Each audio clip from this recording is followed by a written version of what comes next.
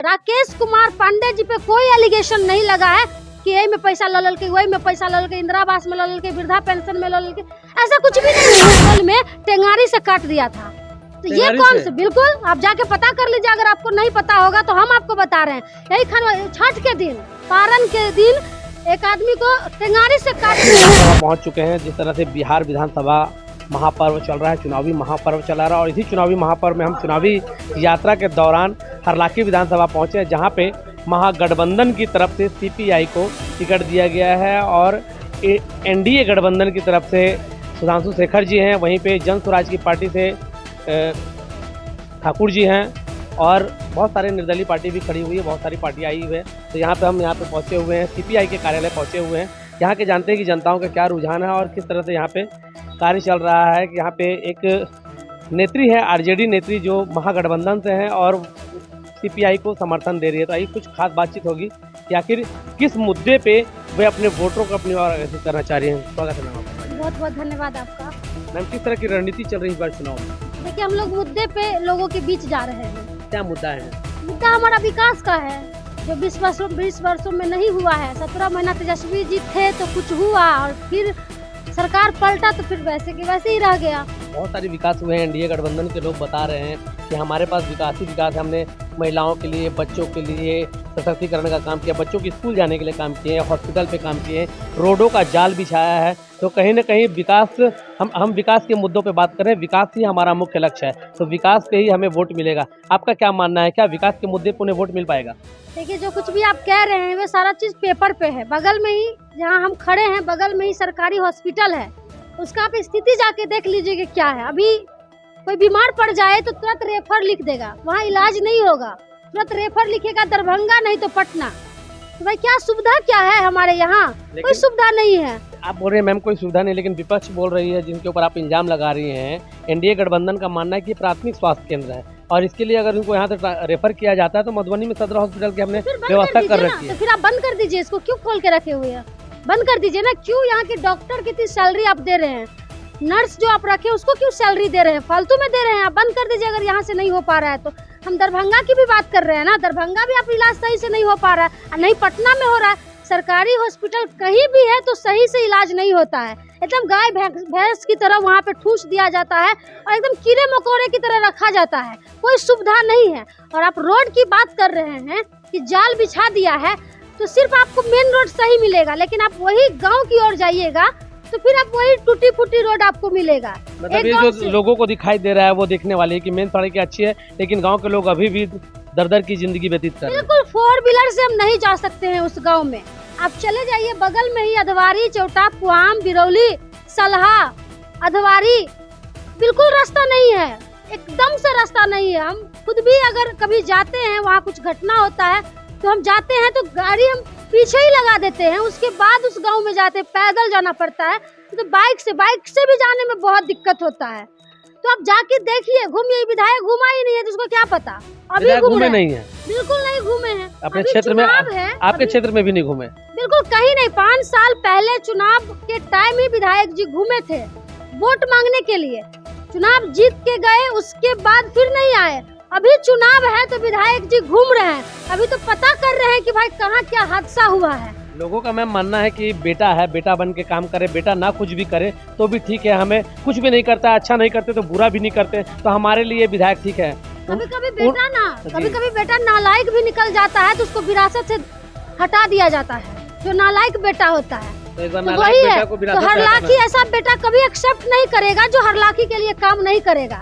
हरलाखी के लिए एक होनहार बेटा की जरूरत है, जो हरलाखी का सेवा कर सके और हरलाखी को सही ढंग से, बेहतर ढंग से सींच सके।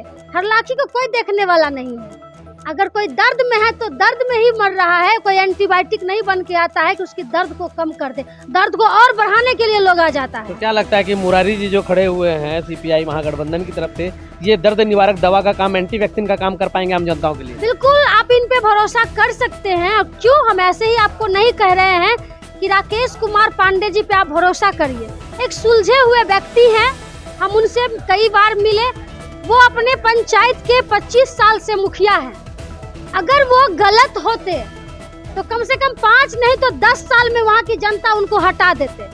भाई अच्छे नेता है, उनके अंदर ईमानदारी है, तब तो वो 25 साल से है।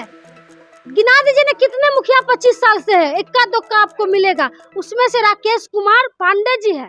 पंचायती राज का गठन हुआ, हमको लगता है तब से राकेश कुमार पांडे जी मुखिया बने हुए हैं अपने पंचायत के, और आज तक राकेश कुमार पांडे जी पे कोई एलिगेशन नहीं लगा है कि यही में पैसा लल के, वही में पैसा लल के, इंदिरा आवास में लल के, वृद्धा पेंशन में लल के। ऐसा कुछ भी नहीं है, ऐसा हम नहीं कह रहे हैं। आप उनके पंचायत जाइए, जिस पंचायत से राकेश कुमार पांडे जी मुखिया है, आप उस पंचायत में जाइए और उस पंचायत के लोगों से पूछिए कि राकेश पांडे जी कैसा नेता है, तो फिर आपको वहाँ के लोगों से जवाब मिल जाएगा। और खास करके हम महिलाओं की बात कर रहे हैं, महिला के लिए खास करके तेजस्वी यादव जी ने बहुत कुछ लेके आए हैं। इतने दिनों महिलाओं को हमेशा ठगने का काम किया गया, अभी चुनाव का जब टाइम है तो नीतीश कुमार जी 10-10 हजार रुपया सभी महिलाओं को दे रहे हैं। इतना दिन तो हम काम किए नहीं, तो अब हम महिला वोटर को कैसे खरीदें? तो ये 10-10 हजार रुपए उनको खरीदने के लिए दिया गया? बिल्कुल खरीदने के लिए दिया गया कि हम 10 हजार आपको दे रहे हैं, उसके बदले में आप हमें वोट दीजिए, और वो पैसा वही 10 टकिया वाला में से काटा जाएगा। फिर काटा भी जाएगा? बिल्कुल काटा जाएगा। ये सूद समेत पैसा वापस लेंगे, ये आप लिख लीजिएगा। ये जो चुनाव के नाम पे गलत तरीके से लोगों को लोभ और प्रलोभ दे रहे हैं, ये सबको पता है। और हम हर एक गांव और हर एक वार्ड जाके खास करके महिला को ही समझा रहे हैं कि आप लोग कम से कम सतर्क और सावधान रहिए और समझने की कोशिश कीजिए कि किस तरह से एक कहावत है कि चिड़िया फंसाने के लिए दाना हम लोग भी शिकारी आएगा, जाल बिछाएगा, दाना डालेगा, लोभ में फंसना नहीं, लोभ में फंसना नहीं। तो वही हाल हो गया है, दाना डला गया है जी, बस जाल भी बिछाया जा रहा है, जाल भी बिछाया गया है। बस हम अपने हरलाखी की जनता से कहेंगे कि उसमें फंसना नहीं है।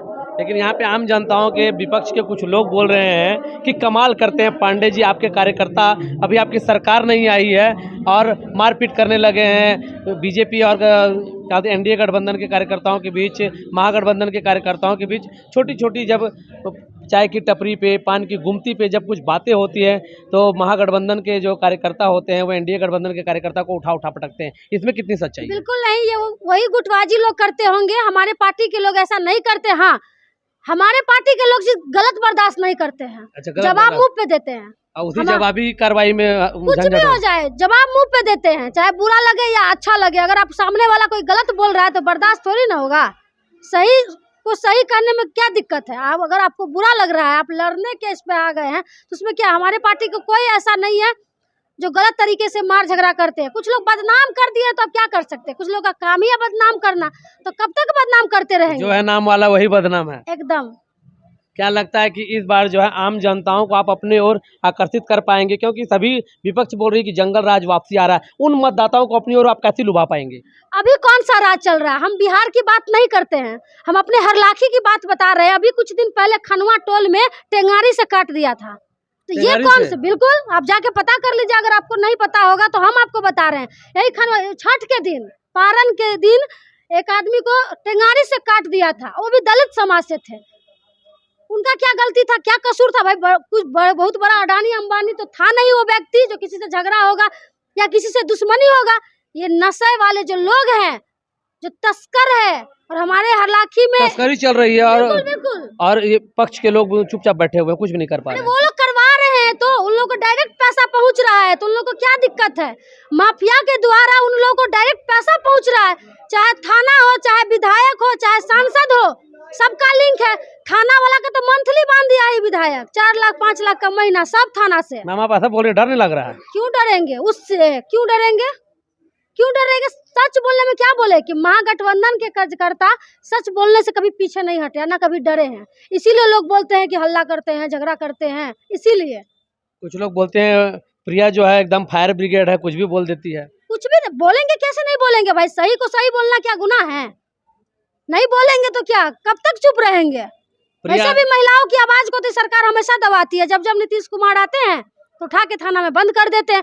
परसों नीतीश कुमार आए थे, 1 तारीख को आए थे ना, बंद कर दिए थे थाना में। क्या कसूर कर दिए थे हम? विपक्ष के लोग बोलते हैं प्रिया आती है भौकाल मचा देती है। क्या इस बार प्रिया सीपीआई के गठबंधन में समर्थन करने आई है? क्या मतदाताओं के बीच भौकाल मचेगा?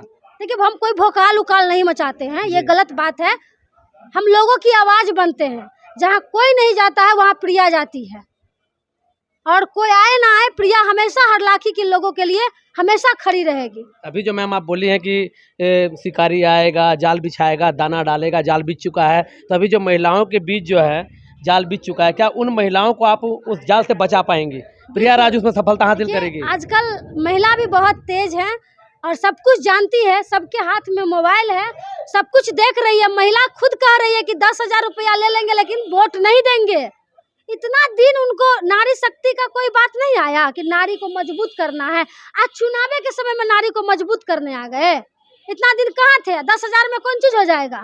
बता दीजिए ना। तेजस्वी यादव जी आएंगे, हर महीना माई बहन मान योजना के तहत सभी माँ बहनों को पैसा दिया जाएगा, 25-2500 रुपया दिया जाएगा। आर्थिक रूप से वो मजबूत होगी। उसके बाद हमारी ममता बहन, जीविका बहन, आशा, सबके लिए अलग अलग तेजस्वी यादव जी योजना लेके आए हैं। अभी जीविका दीदी तो रोज आंदोलन करती थी, उनके आंसू पोंछने वाला कोई नहीं था जब वो पटना के सड़कों पे आंदोलन करती थी। मार मार के लाठी उसका सर फोड़ दिया, किसी का हाथ, किसी का पैर तोड़ दिया, वही जीविका दीदी का।